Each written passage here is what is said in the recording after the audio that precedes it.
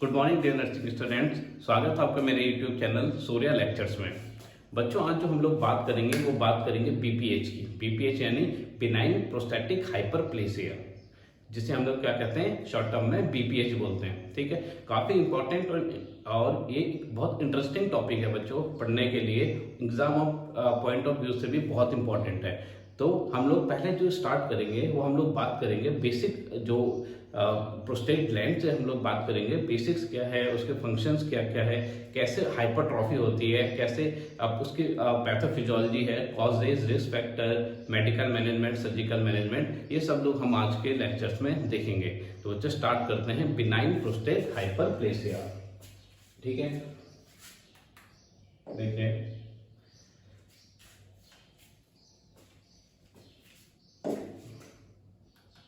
पहले हम लोग मीनिंग जानते हैं कि आखिर जो हम लोग डिजीज कंडीशन पढ़ रहे हैं उसका मीनिंग क्या है। देखिए, अगर मैं बात करूं बिनाइन प्रोस्टैटिक हाइपरट्रॉफी, तो देखिए बिनाइन मतलब क्या होता है बच्चों, कुछ कैंसरस सेल जो कि स्प्रेड नहीं होते हैं। ठीक है, उनको हम लोग क्या कहते हैं, बिनाइन कहते हैं। ठीक है, प्रोस्टेट मतलब क्या होता है, जो हम लोग प्रोस्टेट ग्लैंड की यहाँ पे क्या करते हैं, बात करते हैं, प्रोस्टेट ग्लैंड। तीसरी जो हम लोग बात कर रहे हैं हाइपरट्रॉफी मतलब क्या होता है बच्चों, सेल का जो साइज होता है जब वो इंक्रीज होता है तो उस कंडीशन को हम लोग क्या कहते हैं, हाइपरट्रॉफी कहते हैं। ठीक है, और एक होता है हाइपरप्लेसिया मतलब क्या होता है, जब भी सेल का क्या होता है, सेल का नंबर्स जब इंक्रीज होते हैं तो उसे क्या कहते हैं, हाइपरप्लेसिया कहते हैं। तो बच्चों देखिए, हाइपरट्रॉफी किसकी हाइपरट्रॉफी हुई है, प्रोस्टेट ग्लैंड की। यानी जो प्रोस्टेट ग्लैंड है उसका जो साइज है वो क्या हुआ है, इंक्रीज हुआ है। ठीक है, तो उसी कंडीशन में हम लोग कहते हैं बिनाइन प्रोस्टेट हाइपरट्रॉफी। ठीक है, वो यहां तक आपको समझ में आया होगा। देखिए, बात करते हैं सबसे पहले प्रोस्टेट ग्लैंड की। बच्चों देखिए, प्रोस्टेट ग्लैंड जो होता है वो हमारा कहां पे सिचुएटेड होता है, बेस ऑफ द ब्लैडर में। कहां पे होता है, बेस ऑफ ब्लैडर। ठीक है, बेस ऑफ द ब्लैडर में हमारा क्या होता है, जो प्रोस्टेट ग्लैंड होता है वो सिचुएटेड होता है। ठीक है, अब ये प्रोस्टेट ग्लैंड का वर्क क्या होता है बच्चों, ये आपका ब्लैडर, यहाँ पे यूरिनरी ब्लैडर है। ठीक, यहां से जो एक आपको पता है कि यूरिनरी ब्लैडर से यूरिन जो है बाहर कौन से पार्ट से निकलता है, तो उसका नाम है यूरेथ्रा। ठीक है, यूरेथ्रा से होते हुए जो यूरिन है वो क्या होता है, बाहर पास होता है। यूरिन के साथ साथ वास डिफरेंस यानी टेस्टिकल से होते हुए, वास डिफरेंस के होते हुए जो स्पर्म है वो ट्रेवल करता है और इजैकुलेशन का काम करता है। ठीक है, ये आपको पता है, कौन किसके रास्ते, यूरेथ्रा के रास्ते।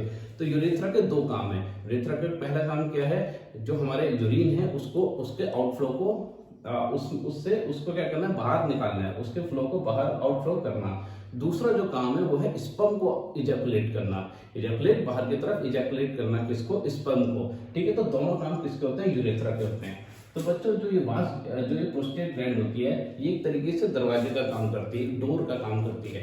डोर का काम कैसे, कि जब भी स्पर्म का आउटफ्लो इजैकुलेट होता है, स्पर्म जब भी इजैकुलेट होता है, जब भी बच्चों क्या होता है, स्पर्म इजैकुलेट होता है वास डिफरेंस के थ्रू। ठीक, तो ये यहाँ पे क्या करता है, यूरिन के फ्लो को ब्लॉक कर देता है। ठीक है, क्या करता है, यूरिन के फ्लो को ब्लॉक कर देता है। जब क्या होता है, स्पर्म क्या होता है, बाहर इजैकुलेट हुआ होता है। ठीक है, और ये अपोजिट किसमें करता है, यूरिन में। अगर यहाँ पे स्पर्म, अगर यहाँ पे यूरिन का फ्लो हो रहा है तो इसके स्पर्म के फ्लो को क्या करता है, ब्लॉक कर देता है। तो ये काम क्या करता है, प्रोस्टेट ग्लैंड हमारा करता है। और भी बहुत सारे काम करता है प्रोस्टेट ग्लैंड। ठीक है, नरिशिंग का काम करता है, ये लोग हम लोग आगे बढ़ेंगे। स्पर्म को नरिश का काम करता है। ठीक है, चलिए आगे बढ़ते हैं।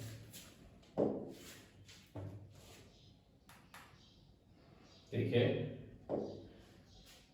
Prostate secretes a glycol proteinous fluid which is known as PSA. क्या बोलते हैं उसे, पीएसए मतलब क्या होता है, प्रोस्टेट स्पेसिफिक एंटीजन। ठीक है, तो क्या होता है, वो एक ग्लाइसॉल प्रोटीनियस फ्लूइड होता है। ठीक है, The PSA actually liquefies the semen and allows the sperm to swim freely. क्या करता है? लिक्विफाई करता है किसको? सीमन को, ताकि वो क्या कर सके, लिक्विफाई होने के बाद क्या होगा, अच्छे से क्या कर सकता है, ट्रैवल कर सकता है। तो ये काम किसका होता है? प्रोस्टेट ग्लैंड का होता है। And it is the best tumour marker for CA prostate. ये भी इंपॉर्टेंट है बच्चों, सीए प्रोस्टेट का जो इंपॉर्टेंट मार्कर होता है वो कौन होता है? पीएसए होता है। और पीएसए की नॉर्मल वैल्यू कितनी होती है? 4। याद रखें कितनी होती है? 4। ठीक है, आगे बढ़ते हैं। देखिए, the prostatic fluid is thin, slightly acidic होता है पीएच में, ठीक है, and forms about 20% of semen volume. It दूसरा है, it contains spermine for the motility of sperm, जो हमने बताया था मोटेलिटी के लिए, और spermatin, prostaglandins for uterus stimulation. Zinc होता है इसमें टेस्टोस्टेरोन मेटाबॉलिज्म के लिए, of the prostate, citric acid buffer, immunoglobulins होते हैं, और प्रोस्टेज एंड प्रोस्टेज दो जो इम्यूनोग्लोबुलिन हैं। ठीक है बच्चों, तो ये सारे जो बेसिकली जो आपको याद रखना है कि वो क्या करता है, मोटेलिटी को इंक्रीज करता है और लिक्विफाई करता है सीमन को, ठीक है, और ब्रेक डाउन भी करता है। क्या करता है? ब्रेक डाउन भी करता है। तो ये सारे काम किसके होते हैं? प्रोस्टेट ग्लैंड के होते हैं। आगे बढ़ते हैं। देखिए जो इंपॉर्टेंट है, जो देखिए, the control of urine semen flow, ये याद रखें। The prostate acts as a kind of valve, जैसे मैंने बताया, ये क्या करता है, एक वेल्व के जैसे क्या करता है, एक्ट करता है, preventing urine flow during the ejaculation. समझिए, यूरिन के फ्लो को क्या करता है, बंद कर देता है ड्यूरिंग स्पर्म इजैकुलेशन, ठीक है, एंड और permitting urine flow in between, ठीक है। ये याद रखें बिल्कुल, ये बहुत इंपॉर्टेंट है जो प्रोस्टेट ग्लैंड का जो काम है, ठीक है। ये क्या करता है, एक तरीके से वेल्व का काम करता है, क्योंकि रास्ता एक ही है, यूरेथ्रा, और इसी यूरेथ्रा से क्या होना है, स्पर्म को भी आना है और यूरिन को भी आना है। तो ये क्या करता है, एक वेल्व का काम करता है बीच में। समझ लीजिए, यहाँ से यूरिन आना है तो ये क्या करेगा, यहाँ से स्पर्म के फ्लो को ब्लॉक कर देगा, और स्पर्म आ रहा है तो यूरिन के फ्लो को ब्लॉक कर देगा। तो ये काम किसका है? प्रोस्टेट ग्लैंड का है। दूसरा देखिए, control of urine semen flow, ठीक है। The prostatic act as a control preventing urine flow during the ejaculation और परमिटिंग यूरिन इन बिटवीन। समझिए, आगे बढ़े। ठीक है, ये प्रोस्टेट ग्लैंड है, ये ब्लैडर है। देखिए ब्लैडर, यहाँ पे ये ब्लैडर है, ब्लैडर, यहाँ पे आपको क्या देखने को मिलेगा, प्रोस्टेट ग्लैंड देखने को मिलेगी, और ये आपको क्या मिलेगा, यूरेथ्रा देखने को मिलेगा, ठीक है। और इसी यूरेथ्रा से क्या होना है, इसी यूरेथ्रा से यूरिन का फ्लो भी आना है, और इसी स्पर्म का फ्लो भी आना है। तो ये क्या करता है, इसको एक तरीके से यहाँ पे वेल्व का काम करता है, ठीक है। आगे बढ़ते हैं।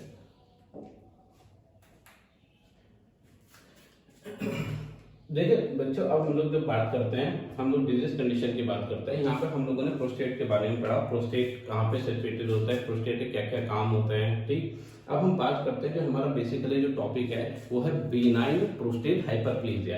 प्रोस्टेट का काम आपको पता चल गया है। देखिए बच्चों, केसेस में कई बार होता है, ये जो हमारा एजिंग के कारण, कोई भी इटियोलॉजिकल कॉज के कारण, ये जो हमारा प्रोस्टेट ग्लैंड है, ये हमारा प्रोस्टेट ग्लैंड है, इसकी हाइपरट्रॉफी होने लगती है, यानी इसके सेल्स क्या होने लगते हैं, साइज में इंक्रीज होने लगते हैं, ठीक है। तो ये क्या होता है, इंक्रीज होने लगता है, तो इसका साइज क्या होता है, इंक्रीज हो जाता है, किसका, प्रोस्टेट ग्लैंड का। अब प्रोस्टेट ग्लैंड का जब साइज इंक्रीज हो जाएगा, तो मैंने आपको बताया था कि यहाँ से क्या होता है, यूरेथ्रा यहाँ से निकलता है यूरेथ्रा, ठीक है। अब इसका साइज जब बड़ा हो जाता है तो ये क्या करता है, यूरेथ्रा को कंप्रेस कर देता है, यूरेथ्रा को क्या कर देता है, कंप्रेस कर देता है, और इसका जो रास्ता होता है उसको क्या करता है, ब्लॉक कर देता है।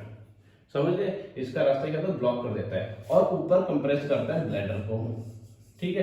ब्लैडर को अपवर्ड की तरफ क्या करता है, कॉन्स्ट्रिक्ट करता है, या फिर क्या करता है, ऊपर की तरफ अपवर्ड प्रेशर क्रिएट करता है, और यहाँ पे क्या करता है, बीच में जो यूरेथ्रा होता है इसको क्या करता है, ब्लॉक कर देता है।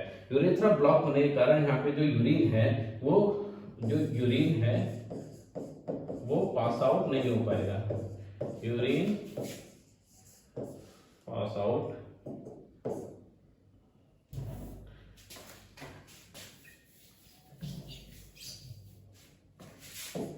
block the urine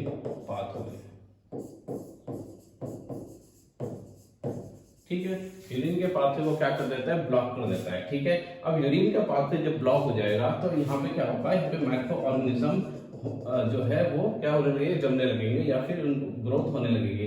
तो इससे पेशेंट को क्या हो सकता है, यूटीआई होने के चांसेस हो सकते हैं, यूरिन ट्रैक्ट इन्फेक्शन होने के चांसेस हो सकते हैं। अब जब यहाँ पे क्या होगा, जो यूरिन है जब यहाँ पे डिपॉजिट होने लगेगा तो इससे क्या हो सकता है, पेशेंट को हाइड्रोनेफ्रोसिस हो सकता है। हाइड्रोनेफ्रोसिस मतलब क्या होता है बच्चों, किडनी में वाटर का जो कंटेंट है वो क्या होता है, इंक्रीज होने लगता है। क्यों? क्योंकि यहाँ से ब्लैडर क्या होगा, अपवर्ड की तरफ प्रेशर देगा, ठीक है, क्योंकि नीचे से क्या हुआ है, आउटफ्लो बंद हो गया है। तो इसलिए पेशेंट को क्या हो सकता है, हाइड्रोनेफ्रोसिस हो सकता है, यूटीआई हो सकता है, ठीक है। आगे बढ़ते हैं।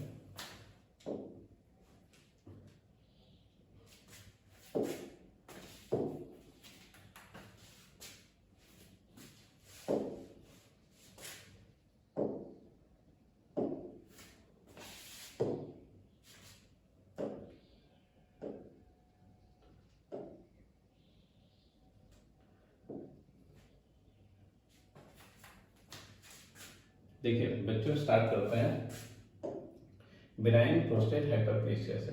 देखिए, benign prostatic hyperplasia is a benign enlargement of the prostate gland. किसका बिनाइन मतलब जो कैंसरस क्या होता है, फैलता नहीं है, ठीक है। Benign enlargement of the prostate gland, ठीक है। यहाँ तक आपको समझ में आया जो हमने बात करी, ठीक है। इन many patient older than 50 years, mainly क्या है, ये एजिंग का प्रॉब्लम है, ठीक है। जैसे जैसे एज इंक्रीज होती है वैसे वैसे क्या होता है, साइज क्या होने लगता है, इंक्रीज होने लगता है, किसका, प्रोस्टेट ग्लैंड का। In many patient older than 50 years the prostate gland enlarge extending upward, ठीक है। जैसे मैंने आपको बताया ऊपर की तरफ क्या होता है, ऊपर की तरफ एक्सटेंड होने लगता है into the bladder and obstructing the outflow of urine by encouraging on the vesical organs, ठीक है।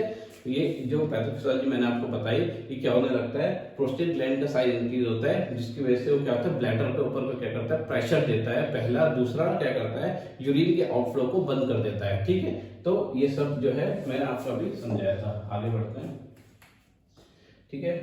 This condition is known as benign prostatic hyperplasia, the enlargement or hypertrophy of the prostate. It is the most common urological problems in adults.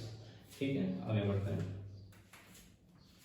About 50% of the men in their lifetime will develop BPH. Of these men, almost half of them will have rather some lower urinary tract symptoms. Bother urinary tract symptoms. ये सब हम लोग पीछे बात कर चुके हैं।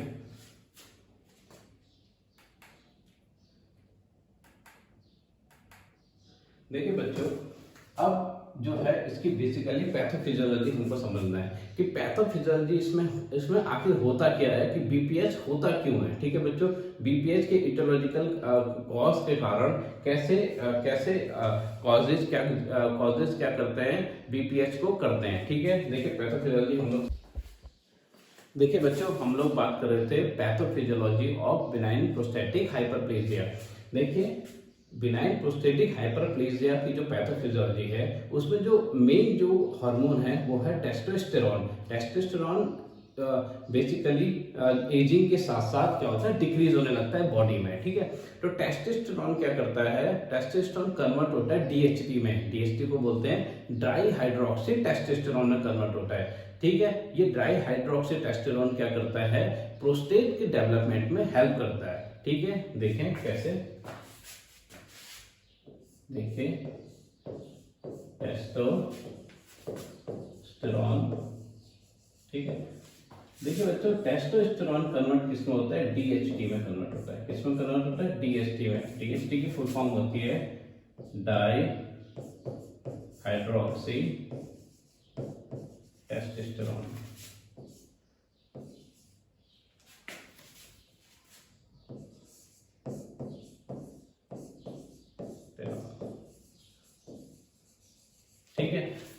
ठीक है। टेस्टोस्टेरोन क्या करता है, डीएचटी में कन्वर्ट होता है। अब देखिए समझने की बात यह है कि टेस्टोस्टेरोन क्या होता है, इटियोलॉजिकल कोई भी कॉज होता है जिसके कारण क्या होता है, डिक्रीज होने लगता है। समझ लीजिए कोई एजिंग के कारण या फिर किसी और इटियोलॉजिकल फैक्टर के कारण टेस्टोस्टेरोन बॉडी में क्या होता है, डिक्रीज होने लगता है, ठीक है। अब टेस्टोस्टेरोन कन्वर्ट किसमें होता है, डीएचटी में कन्वर्ट होता है, ठीक है। अब ये डीएचटी क्या करता है, डीएचटी हेल्प करता है प्रोस्टेट के डेवलपमेंट में, ठीक, प्रोस्टेट डेवलपमेंट में हेल्प करता है, ठीक है बच्चों।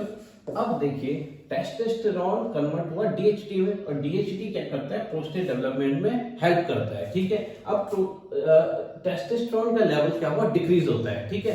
अब टेस्टोस्टेरोन का लेवल डिक्रीज होगा तो ऑब्वियस सी बात है कि डीएचटी का लेवल भी डिक्रीज होना चाहिए, क्योंकि टेस्टोस्टेरोन किस में कन्वर्ट होता है, डीएचटी में कन्वर्ट होता है। लेकिन इसमें होता क्या है कि जो टेस्टोस्टेरोन को डीएचटी में कन्वर्ट करने वाला एंजाइम होता है, एंजाइम होता है, इसको हम लोग क्या बोलते हैं, 5 अल्फा रिडक्टेज, इसको हम बोलते हैं 5 अल्फा रिडक्टेज, हम लोग इसको बोलते हैं, ठीक है।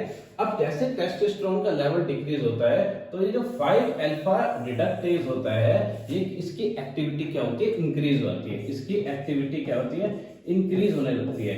अब इसकी एक्टिविटी इंक्रीज होने लगती है तो ये ज्यादा से ज्यादा जो कम हुआ टेस्टोस्टेरोन है इसको भी क्या करता है, डीएचटी में कन्वर्ट करने लगता है, ठीक है। अब जितना ज्यादा डीएचटी होगा उतना ज्यादा क्या होगा, प्रोस्टेट का डेवलपमेंट होगा, और प्रोस्टेट का जितना ज्यादा डेवलपमेंट होगा उसी कंडीशन को हम लोग क्या कहेंगे, बिनाइन प्रोस्टेट हाइपरप्लेसिया कहेंगे, ठीक है। तो जो मेन रोल है वो किसका है, 5 अल्फा रिडक्टेज का है, ठीक है। इसी एंजाइम की एक्टिविटी क्या होती है, इंक्रीज होती है, जिसकी वजह से ज्यादा डीएचटी होता है, और ज्यादा डीएचटी होने के कारण क्या होता है, प्रोस्टेट का ज्यादा क्या होता है, डेवलपमेंट हो जाता है, और उसी कंडीशन को हम लोग क्या कहते हैं, बिनाइन प्रोस्टेट हाइपरप्लेसिया कहते हैं।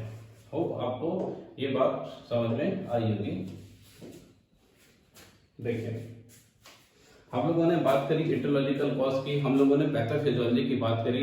अब हम लोग जो बात करेंगे वो बात करेंगे क्लिनिकल मैनिफेस्टेशन की, यानी बीपीएच में हमें कौन कौन से साइन एंड सिम्टम्स पेशेंट में देखने को मिलेंगे, ठीक है। देखिए एक एक करके पढ़ेंगे।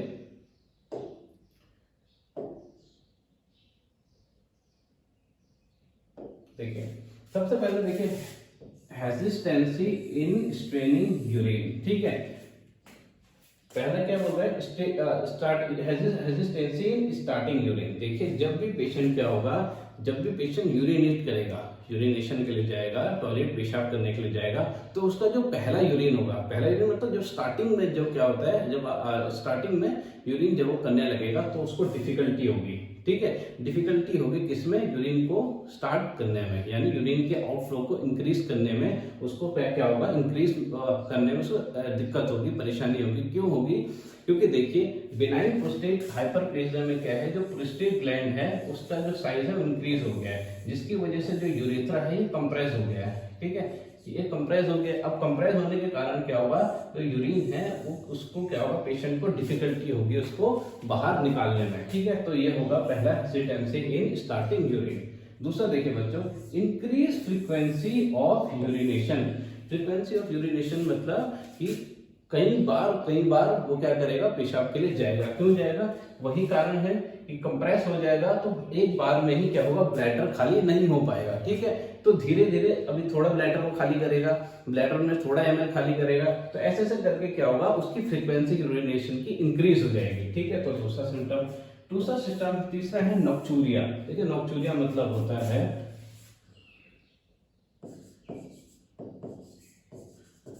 यूरिनेशन इन नाइट, ठीक है। पेशेंट को क्या होगा, रात में बार बार क्या होगा, यूरिनेशन होगा, ठीक है, रात में बार बार जाएगा टॉयलेट करने के लिए, ठीक है। तो उसी कंडीशन को हम लोग क्या कहते हैं, नॉक्चूरिया कहते हैं, ठीक है। अर्जेसी मतलब बार बार उसको क्या लगेगा, टॉयलेट आने के लिए उसको बार बार ऐसा फील होगा, अर्जेसी होगा उसको टॉयलेट करने की, तो उस कंडीशन को अर्जेसी कहा गया है। उसके बाद एब्डोमिनल स्ट्रेनिंग क्यों, क्योंकि देखिए ये कंप्रेस हो गया है, ठीक है। कंप्रेस होने के कारण क्या होगा, पेशेंट अपने एब्डोमन से स्ट्रेन लगाएगा, ताकत लगाएगा, ताकि यूरिन क्या हो, बाहर फ्लो हो, तो उसी को क्या है, एब्डोमिनल स्ट्रेनिंग कहा गया है, ठीक है। आगे बढ़ते हैं। आगे है decrease in volume and force of urinary stream, ठीक है। देखिए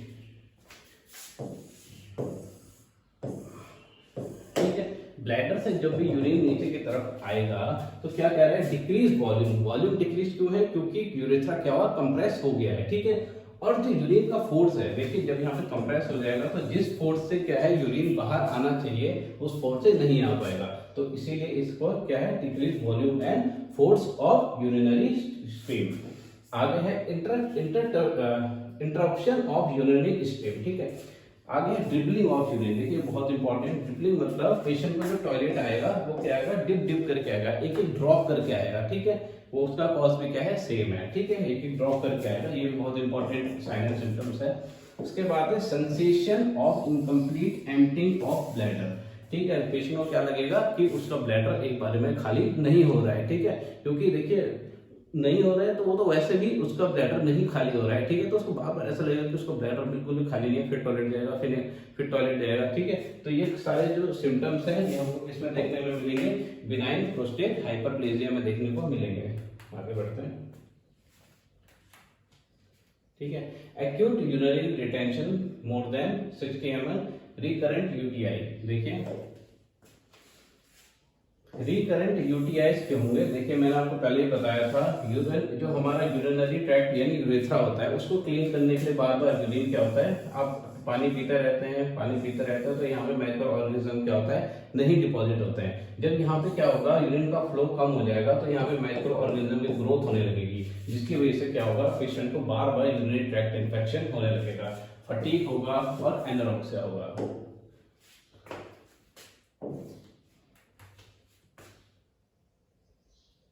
देखिए बच्चों, इसके देखिए कॉम्प्लिकेशन, देखिए कॉम्प्लिकेशन क्या क्या है, ठीक है। पेल्विक डिस्कम्फर्ट पेन, ये तो सिम्टम, ये देखिए रीनल फेलियर हो सकता है पेशेंट को with chronic urinary retention and large residual volumes, ठीक है। देखिए रीनल फेलियर क्यों हो सकता है पेशेंट को, क्योंकि देखो हाइड्रोनेफ्रोसिस हो जाएगा। हाइड्रोनेफ्रोसिस क्यों होगा, क्योंकि जो ब्लैडर है ये पूरा एम्प्टी नहीं होगा बार बार, ठीक है। ब्लैडर एम्प्टी नहीं होगा तो ये क्या होगा, ये ऊपर की तरफ क्या होगा, हाइड्रोनेफ्रोसिस कर देने, किडनीज में क्या करने लगेगा, ठीक है, किडनीज में क्या करने लगेगा, जो एक्स्ट्रा अमाउंट ऑफ वाटर है, ये यूरेथ्रा है, एक्स्ट्रा अमाउंट ऑफ वाटर क्या होने लगेगा, डिपॉजिट होने लगा किडनीज में, जिसके कारण पेशेंट को क्या हो सकता है, रीनल फेलियर हो सकता है, ठीक है। देखिए बच्चों, इसका जो असेसमेंट है, असेसमेंट जो हम लोग करते हैं, असेसमेंट पहला हम लोग करते हैं डीआरई, क्या करते हैं, DRE।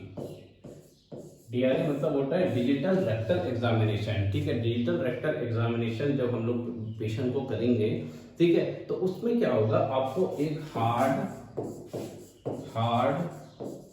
पी साइज नोड्यूल देखने को मिलेगा। हार्ड पी साइज नोड्यूल आपको फील होगा जब भी आप डिजिटल रेक्टल एग्जामिनेशन करोगे, ठीक है। तो उससे आपको पता चल जाएगा कि जो प्रोस्टेट ग्लैंड है उसका साइज क्या हुआ, इंक्रीज हुआ है। लेकिन इसमें आपको एक चीज याद रखना है कि बिफोर डीआरई आपको क्या करना है, पेशेंट का ब्लैडर एम्प्टी करना है, ब्लैडर क्या करना है, एम्प्टी करना है, ठीक है।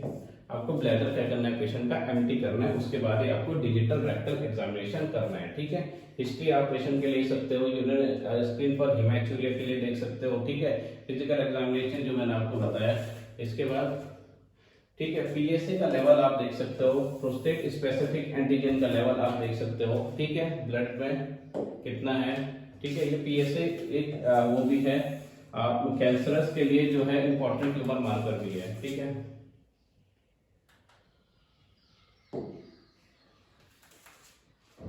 ठीक है, उसके बाद आता है urinary flow rate recording, urinary flow rate recording and the measurement of postvoid residual urine, ठीक है। जो मैंने आपको उसमें बताया था साइन एंड सिम्पटम्स में कि पेशेंट में क्या होगा, जो फ्लो होगा यूरिन का वो क्या हो जाएगा, कम हो जाएगा। तो उसी फ्लो को क्या कर सकते हो, रिकॉर्ड कर सकते हो कि पेशेंट का जो यूरिनरी फ्लो है वो कितना है, ठीक है। यूरोडायनामिक स्टडी रही है यूरेथ्रोसिस्टोस्कोपी, यानी आपके अपने स्कोप से क्या होगा, स्कोप से by the use of camera और by the use of scope आप क्या उसमें अंदर देख सकते हो कि प्रोस्टेट का हाइपरप्लेजिया हुआ है या नहीं हुआ है। अल्ट्रासाउंड आप करोगे, complete blood studies including clotting studies, ठीक है, ये सब इसमें आ जाएंगे, इन्वेस्टिगेशंस में आ जाएंगे, ठीक है। देखिए बच्चों, आज हम लोगों ने पढ़ा बिनाइन प्रोस्टेट हाइपरप्लेजिया के बारे में, उसका बेसिक्स हम लोगों ने पढ़ा, ठीक है। उसकी पैथोफिजियोलॉजी हम लोगों ने पढ़ी, साइन एंड सिम्टम्स हम लोगों ने पढ़ा। फिर उसके बाद हमने